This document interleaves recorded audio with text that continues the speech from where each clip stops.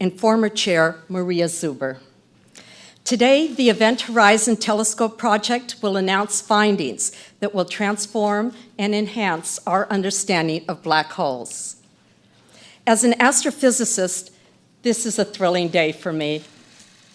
Black holes have captivated the imaginations of scientists and the public for decades. In fact, we've been studying black holes so long that sometimes it's easy to forget that none of us has actually seen one. Yes, we have simulations and illustrations. Thanks to instruments supported by the National Science Foundation, we've detected binary black holes merging deep in space. We've observed the episodic transfer of matter from companion stars onto black holes.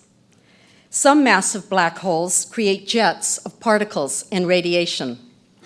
We've spotted the subatomic neutrinos those jets can fling across billions of light years. But we've never actually seen the event horizon, that point of no return after which nothing, not even light, can escape a black hole. How did we get here? Through the imagination and dedication of scientists around the world, willing to collaborate to achieve a huge goal, through a large pool of international facilities, and through long-term financial commitments from NSF and other funders willing to take a risk in pursuit of an enormous potential payoff. Without international collaboration among facilities, the contributions of dozens of scientists and engineers, and sustained funding, the Event Horizon Project would have been impossible. No single telescope on Earth has the sharpness to create an unblurred, definitive image of a black hole's event horizon. So, this team did what all good researchers do. They innovated. More than 5 decades ago, other NSF-funded researchers helped lead the development of very long baseline interferometry, which links telescopes computationally to increase their capabilities. This team took that concept to a global scale, connecting telescopes to create a virtual array the size of the Earth itself. This was a Herculean task, one that involved overcoming numerous technical difficulties. It was an endeavor so remarkable that NSF has invested $28 million in more than a decade, joined by many other organizations in our support, as these researchers shaped their idea into reality. I believe what you're about to see will demonstrate an imprint on people's memories. The Event Horizon Project shows the power of collaboration, convergence, and shared resources, allowing us to tackle the universe's biggest mysteries. And now I'm going to hand over this to our distinguished panel, starting with Dr. Shep Doeleman, EHT's director.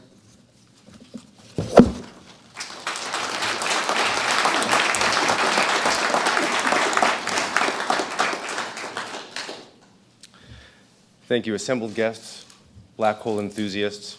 Black holes are the most mysterious objects in the universe. They're cloaked by an event horizon where their gravity prevents even light from escaping. And yet, the matter that falls onto the event horizon is superheated, so that before it passes through, it shines very, very brightly.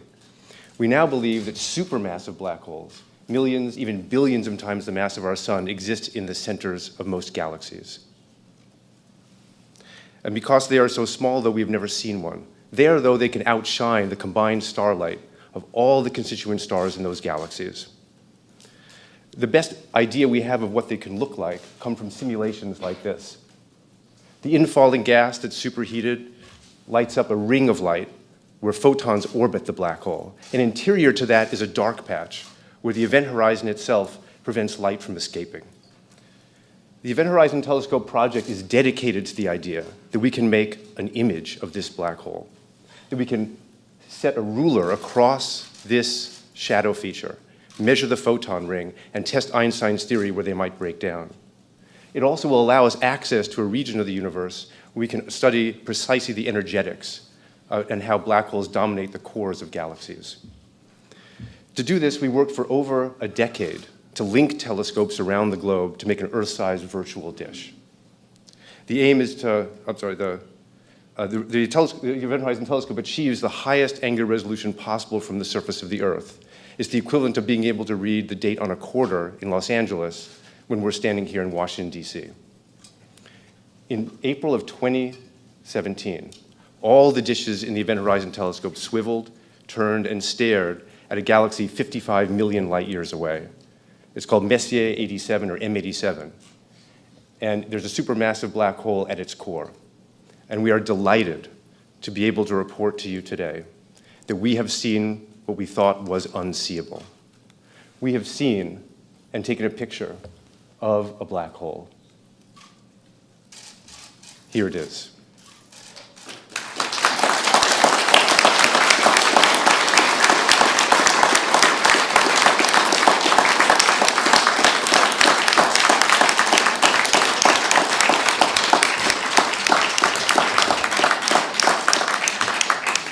This is a remarkable achievement.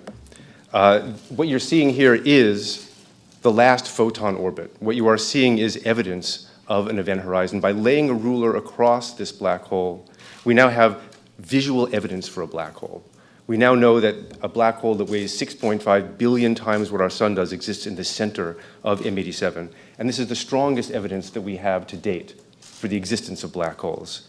And it is also consistent, the shape of this shadow, to the precision of our measurements with Einstein's predictions. The bright patch in the south that you see tells us that material moving around the black hole is moving at light speeds, which is also consistent with our simulations and predictions. And this image forges a clear link now between supermassive black holes and the engines of bright galaxies. We now know clearly that black holes drive large-scale structure in the universe from their home in these galaxies. And we now have an entirely new way of studying general relativity in black holes that we never had before. And as with all great discoveries, this is just the beginning. So imaging a black hole doesn't come easily. I can tell you that from personal experience, as can many people here in the audience. It's required long-term developments, a committed team, but it also required some very interesting cosmic coincidences.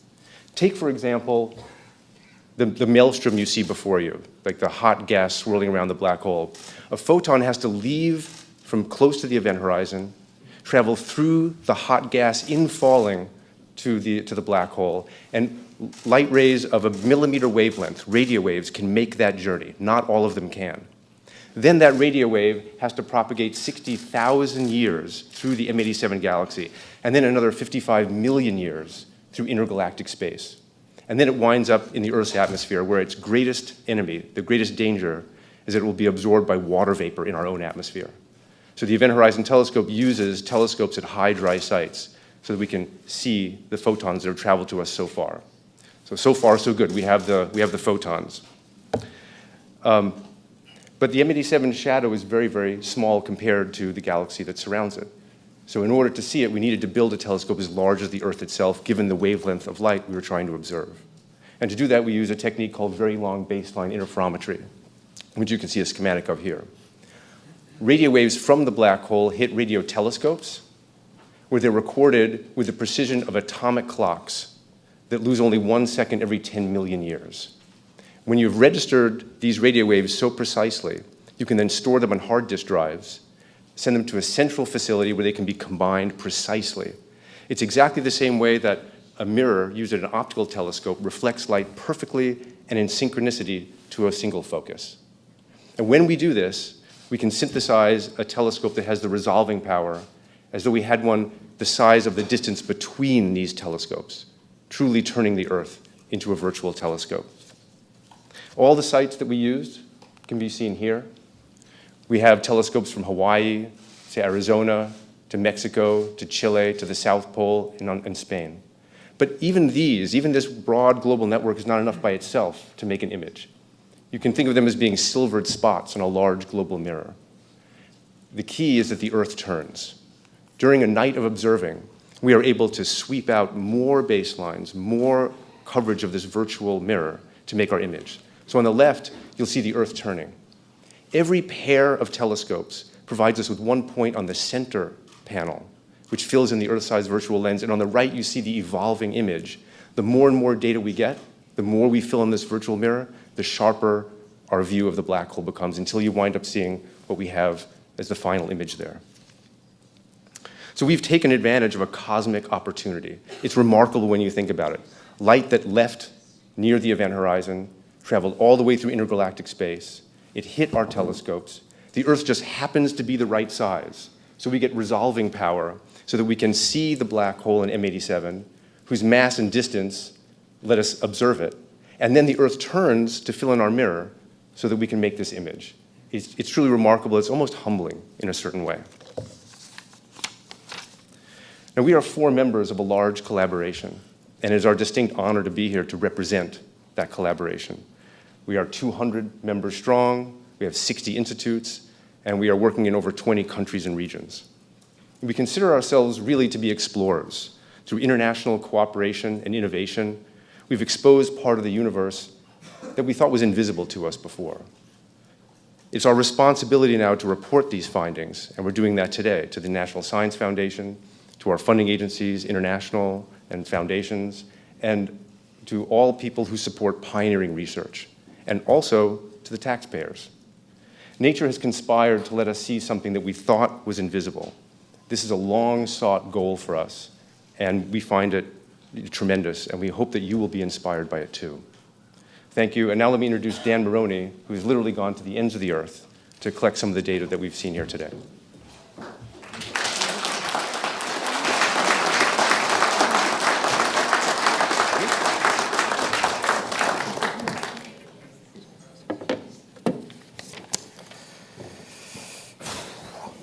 Thanks, Chip.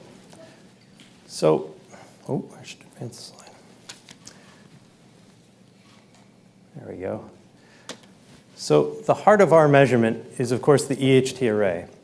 It would have been an expensive, enormous undertaking to build a dedicated array just to do this experiment. So we didn't do that. Instead, we built an international partnership that allowed us to use submillimeter telescopes all over the world. In fact, we used basically all of the submillimeter telescopes in the world to make this measurement, one that none of them could have done on their own. When you take a heterogeneous collection of telescopes and build them into one giant telescope, it presents a lot of technical challenges. And so in the years leading up to our 2017 experiment, we went telescope by telescope all over the world, installing the specialized hardware we needed to do this. Most of the telescopes had detectors that we could use, but almost none of them had the atomic clocks we need, and certainly none of them had the very fast data recorders that we use. Some places we had to do even more. A good example of this is the ALMA telescope in Chile. It's a 66 telescope array. It's by far our most sensitive telescope, and its sensitivity is transformational for our experiment. But in order to use it, we didn't just need the basic hardware, we also needed a special piece of hardware that could sum the light from all the telescopes before we sent it to our recorders. This alone was a many-year project using an international collaboration of people from the EHT and also from the ALMA project. Another good example is the South Pole telescope. The South Pole is a special place in our array. It's so far south that it doubles the resolution of the EHT for sources it can see. But the SPT was designed to do a completely different kind of measurement. It studies the cosmic microwave background. And so its detectors are not the detectors we need. So in addition to bringing down an atomic clock and all the tens of crates of hardware that we needed, we had to build a special receiver that would detect the light the way we need it detected, special optics to relay the light to it, and install it and get it to work in the cold and sometimes harsh Antarctic environment. This was many years of work for many of us, many trips down for myself and graduate students and postdoc and other engineers in the EHT team. But at the end of it, we had a South Pole telescope that could be an EHT station. Now, getting the sites to work isn't the end of the process. We also had to test them all, because in VLBI, you really only get one shot. Everything has to be working exactly right when the script starts. So we spent years taking site by site, pairing them up, and making sure that our VLBI observations would work. The last of these observations was in January 2017. By March of 2017, we knew that that test had worked, and we were ready to go. The image that Shep showed was from April 2017. And for that campaign, we sent our team to the telescopes all over the world. Their job was to turn everything on, do very extensive testing, and then be there to do the observations.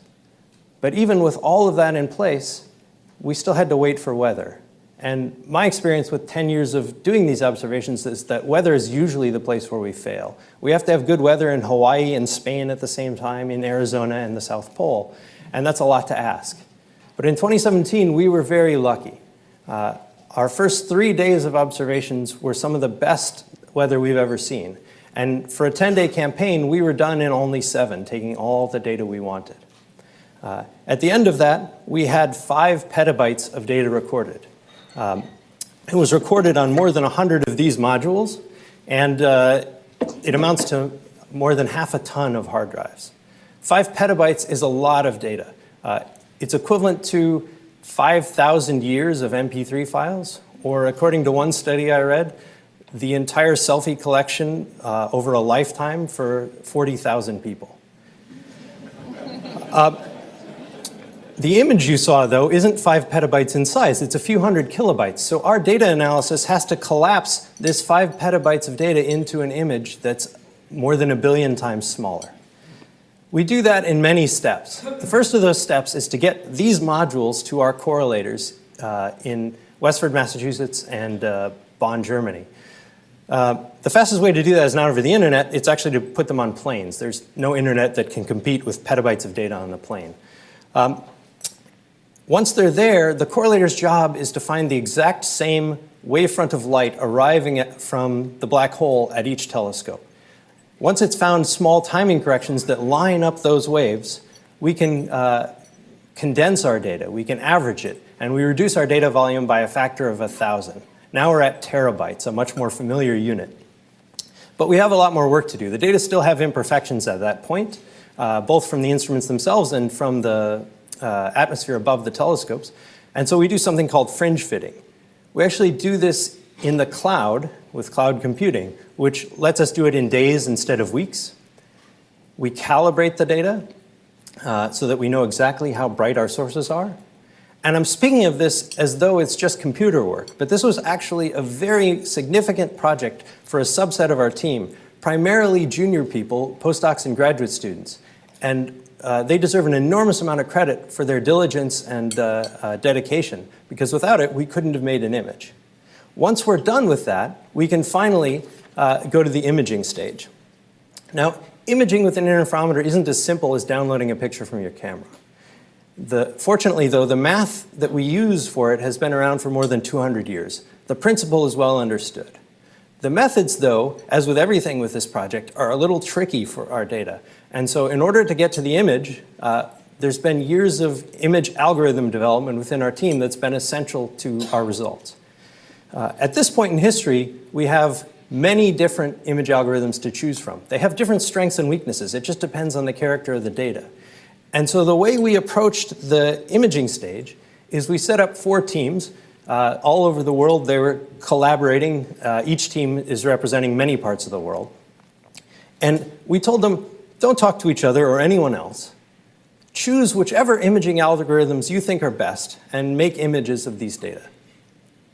And then in the summer of 2018, we brought everyone back together at a very exciting meeting, the EHT Imaging Workshop in Cambridge, Massachusetts. If you couldn't be there, you certainly called in from the internet because you wanted to see the presentation. And in a very exciting presentation, we revealed to the other teams and to ourselves what we'd found. And what we saw in those images were 4 very similar pictures, looking almost exactly like the one you see today. An emissive ring surrounding the shadow of a black hole. It was a wonderful day of science, and I'm glad that after a few more months of very careful checking and paper writing, that we're finally able to share it with you today. And now I'd like to hand off to my colleague Avery Broderick to talk about the interpretation.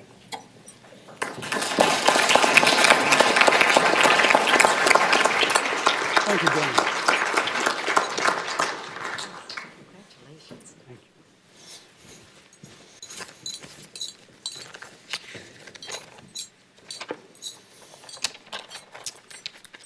Thank you, Dan. It is an enormous pleasure to be with you this morning to share in this extraordinary moment. As Shep said, we have now seen the unseeable. Now, what does it all mean? Every photon in these first EHT images began its journey in a churning maelstrom embedded in the most extreme environment in the known universe, the vicinity of a black hole. In M87, the crucible in which these photons were born was powered by the black hole in two distinct but related ways. First, via an accretion flow, a violent disk of orbiting gas driven inextricably toward the event horizon. By the time the material is making its final plunge, it is crashing into itself at nearly light speed, transforming the gas into a 100 billion degree plasma. Second, through astrophysical jets, narrow beams of outflowing material speeding away from the black hole at nearly the speed of light. These jets are powered by black hole spin. Rotating black holes drag everything, gas, magnetic fields, and photons, about themselves, driving these paradoxical structures whose cosmic importance will be discussed by my colleague Sarah Markov. In M87, one of these jets is pointed very nearly toward us. The EHT images are influenced both by these bright emitting regions, the rotating accretion disk and outflowing jets, and by gravity itself. In general relativity, radio waves fall just as apples do. Typically, this effect is exceedingly small, but black holes are gravity run amok. The radio waves we see in these first images orbited the black hole before beginning their 55 million year journey toward us. This results in the dark shadow or silhouette cast by the black hole's event horizon upon the emission from the accretion flow in the jet. Importantly, the size and shape of the shadow is determined by gravity alone. General relativity makes a clear prediction for both of these features. To within 10%, the shadow should be circular, with a diameter determined solely by mass, multiplied only by fundamental constants. However, as with all voyages of discovery, when we began this expedition of the mind, we did not know what we would find. Were Einstein wrong, or the object at the heart of M87 not a black hole, its silhouette could have been very different, misshapen or missized like those seen here, or even simply missing. Changing gravity changes how light bends, and thereby changes the shape of the shadow. In April 2017, this was the dog that did not bark. The shadow exists, is nearly circular, and the inferred mass matches estimates due to the dynamics of stars 100,000 times farther away. Today, general relativity has passed another crucial test, this one spanning from horizons to the stars. This shadow is surrounded by a bright ring of enhanced emission. Oh, we'll skip this. Enhanced emission due to those photons that just escaped the black hole's clutches. The properties of this ring-like feature result from the astrophysical dramas that unfold on gravity's stage. To understand these dramas, over the past 3 years, the EHT collaboration has undertaken an unprecedented simulation effort at research institutions across the globe. This has generated the largest collection of simulations ever assembled of the accretion flow and jet launching region in M87. The southern brightness excess arises directly from near light speed rotational motions near the black hole. Regions that move toward us at nearly the speed of light are bright. Those that are moving more slowly or away are dim. From these, we have inferred the sense of rotation of the black hole. In M87, the black hole spins clockwise. Moreover, the excellent quantitative agreement between the EHT images and generic theoretical expectations of a bright crescent-like feature with a dark interior provides significant confidence in our interpretation. The object at the heart of M87, the object that powers M87's jets, is a black hole like those described by general relativity. Importantly, in combination with infrared and optical flux measurements, we can now rule out a dim but otherwise visible surface. That is, this does indeed appear to have the defining feature of a black hole, the event horizon, that point of no return. Today, several complementary windows have opened upon black holes. Science fiction has become science fact. Together, two of these windows, the EHT and LIGO, which reported the first detection of gravitational waves a short 3 years ago, have verified another key prediction of Einstein's theory of gravity. Despite varying across a factor of billion in mass, known black holes are all consistent with a single description. Black holes big and small are analogous in important ways. What we learn from one necessarily applies to the other. At this point, I would now like to hand the story off to Sarah Markoff, who will describe the broader astrophysical implications of these first EHT images. Thank you.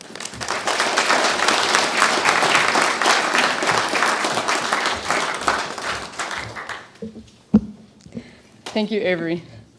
So black holes may be the most exotic consequence of general relativity, but these bizarre sinkholes in the actual fabric of space-time turn out to have a lot of consequences of their own, which I'm going to talk about today. That's because black holes are major disruptors of the cosmic order on the largest scales in the universe. And they're actually helping mold the shape of galaxies and clusters of galaxies. Well, we've now confirmed, as Avery was saying, that general relativity itself does not change when we look at different black hole masses. It turns out that the impact of a black hole will actually change a lot.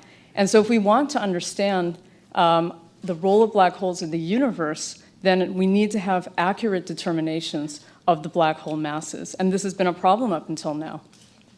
So actually, our mass determination by just directly looking at the shadow has helped resolve a longstanding controversy. In measuring the mass of M87, there's been two independent methods, both basically looking at the motions of either gas or stars, but they ended up giving different answers.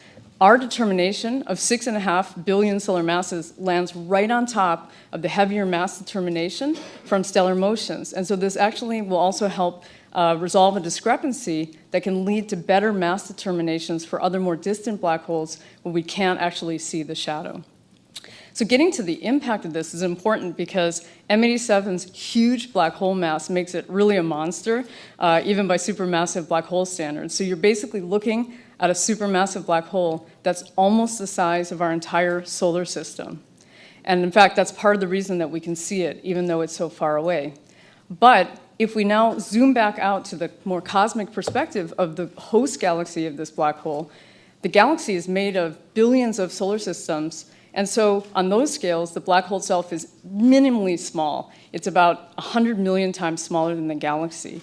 And if it were a dormant black hole, like the supermassive black hole in the center of our own galaxy, Sagittarius A star, then the galaxy would really have no way of knowing it's there and would basically be just like a pebble in a shoe. But when a black hole is what we call activated by gravitationally capturing material, it starts to convert that fuel into other forms of energy with an efficiency that can be almost 100 times better than nuclear fusion that powers the stars like our sun.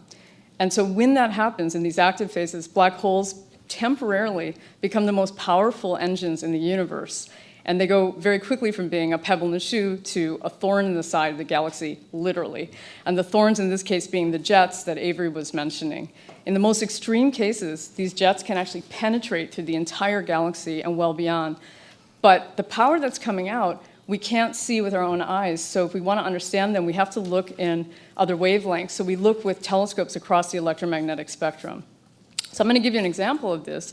This is another very active black hole system, and it's a combined image. So you see in white from NASA's Hubble telescope the elliptical galaxy Hercules A in the center, and then overlaid in blue is the radio waves from the National Science Foundation's Very Large Array.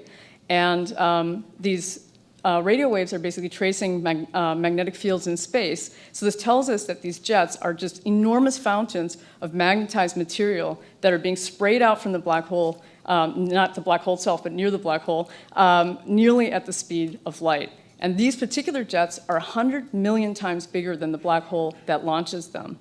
Now, if we add another layer We're going to look in the X-rays now from NASA's Chandra Telescope, and X-rays are probing extremely hot gas, like billions of degrees. So we're seeing the entire system is embedded in a halo of hot gas, and we can use this information to calculate how much energy the jets had to have to bore through all this material.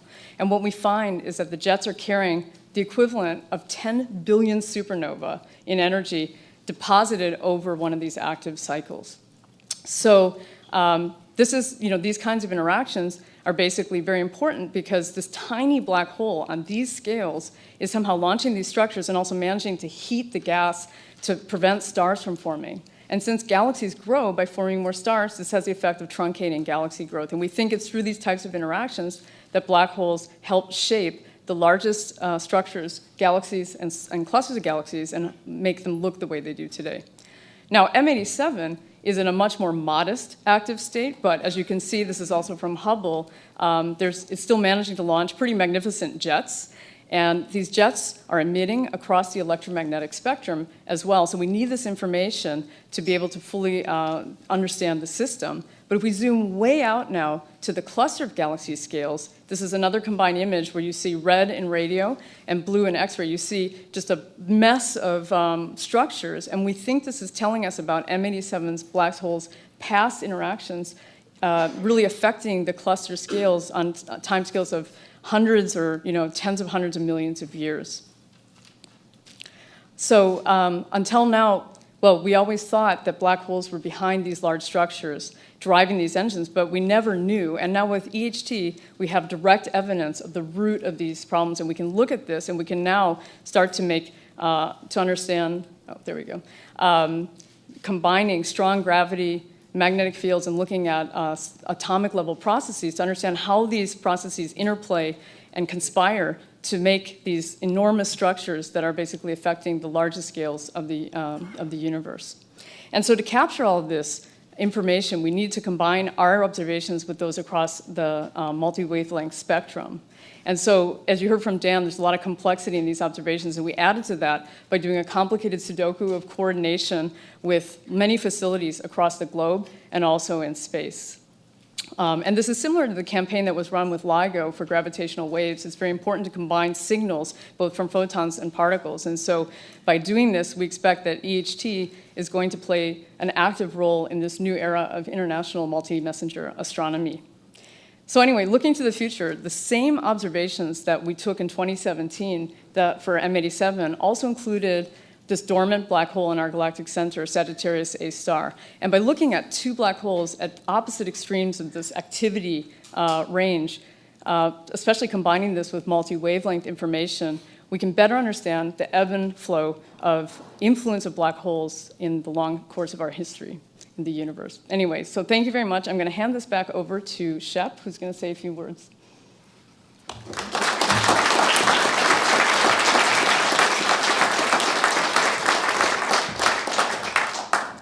Thank you, everyone. I just want to point out that when we first started the Event Horizon Telescope project, the group was small, and I think it had to be small and nimble to carry out precursor experiments and develop the first kinds of techniques and instrumentation that enabled us to move the field forward. But over the past decade, the greatest accomplishment has been the building of a team. And as I said before, we're now 200 people strong, many institutes, over 20 countries and regions.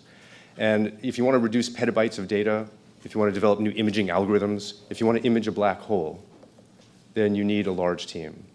And it has included many early career scientists, senior scientists, and many of them are here with us today.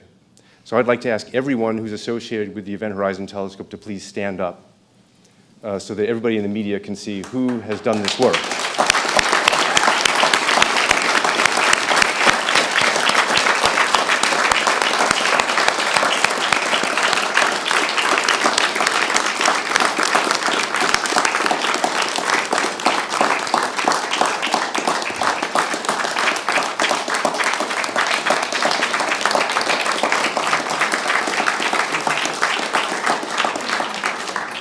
It's a true pleasure and privilege to work with this crew.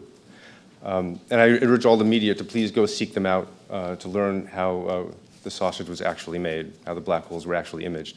I also want to say something in particular about funding and support. This has been a high-risk but high-payoff endeavor. Sometimes you have to kiss a lot of frogs before you get the prints, before you get the black hole image. And you need supporters, you need funders who will stand by you for long periods of time, who take the long view, who understand that basic science never goes out of style, and who also understand that basic science, you never know when it's going to pay off, but ultimately it usually does, and that you have to play the long game. And we had wonderful partners with the National Science Foundation, with our international funding agencies and foundations, and our hat is off to them for sticking by us for so long. And we look forward to greater things with the EHT as we build out the capability and we continue to sharpen our focus on black holes. Thank you.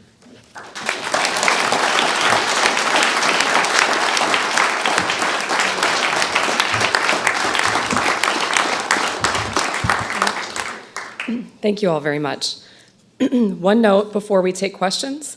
Several of our panelists and many of their EHT collaborators will appear this week in a documentary which has followed the efforts of the EHT for the past 2 years. The film will show viewers just how Shep Doeleman and his team reached the groundbreaking moment. The documentary is called Black Hole Hunters, and it will premiere this Friday, April 12th at 9 p.m. Eastern on Smithsonian Channel. We will now take questions from the audience until 10 a.m. Please raise your hand, wait for a microphone, and identify yourself and who you are with before asking your question.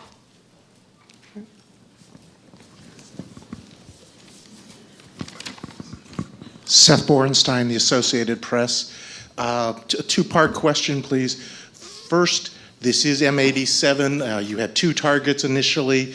Have you seen anything, have you captured any images of Sagittarius A yet and just haven't released them because for whatever reason? Or have you not gotten those images? And second, one of the keys I understand, like Andre Gev says, when you look at for this, is this distinct edge of the photon ring. Not being a scientist, this looks fairly fuzzy. How distinct is this edge to you? Is it distinct enough to know this is the effect of gravity or not? I mean, how close does it pass to whatever measurement you use for sharpness?